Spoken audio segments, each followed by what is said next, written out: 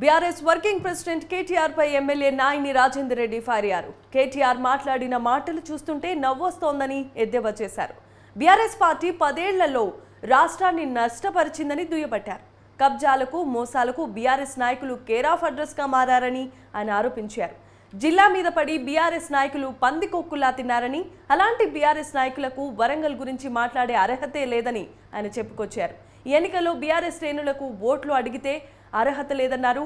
కాంగ్రెస్ తోనే వరంగల్ అభివృద్ధి జరుగుతుంది అని ఎమ్మెల్యే నాయిని రాజేందర్ రెడ్డి తెలిపారు.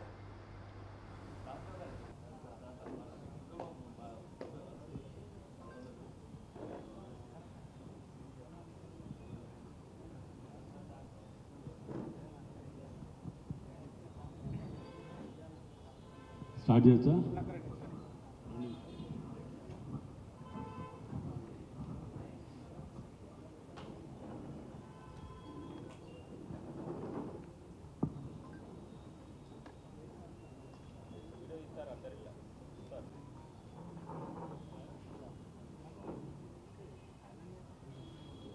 యువరాజు గారు వరంగల్ పర్యటనలో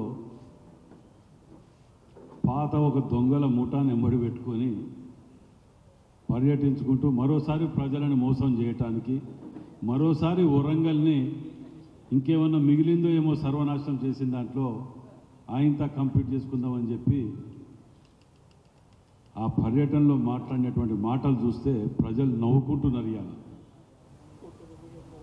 అందుకే ఈ దొంగల ముఠా గురించి ఆధారాలతో సహా మీ ముందు పెట్టడానికి ఇలా ఈ యొక్క సమావేశం ఏర్పాటు చేయడం జరిగింది.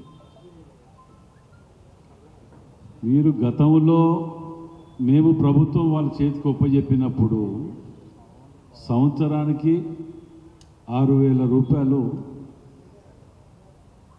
వరల్డ్ బ్యాంక్ కానీ ఇంకేదో లోన్ కానీ మిత్తి కట్టుకుంటూ పోయేది. సంవత్సరం ఏది ఉన్నా లేకున్నా ఖజానాలో డబ్బులు జమ కాగానే వరల్డ్ బ్యాంక్ అది కట్ చేసుకున్న తర్వాత మిగిలితే కింద పడితేనే వాటిని ఖర్చు పెట్టాలి.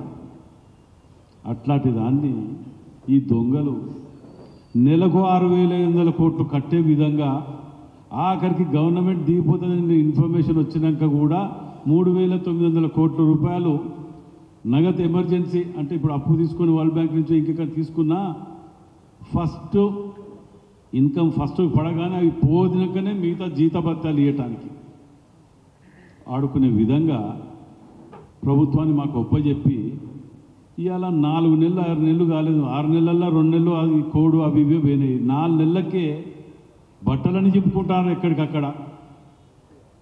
ఏవో కొంపలు మునిగిపోయినాయట, ఏమో అయిపోయినాయి అని చెప్పి ఏం చేయలేరని చెప్పి నేను గతంలో కూడా మీ దృష్టికి తీసుకొచ్చిన ఒకటి 10 ఏళ్ళల్లో నిరుద్యోగ భృతి అనే కానీ కేజీ టు పీజీ అనే కానీ ఇవన్నీ చెప్పి మీ మేనిఫెస్టోలో పెట్టినటువంటి వాటినే 10 ఏళ్ళైనా ఇంప్లిమెంట్ చేయకుండా 5 ఏళ్ళు గడిచినాక కూడా మేము పసిపాపం 5 ఏళ్ళు అయింది ఇంకోటి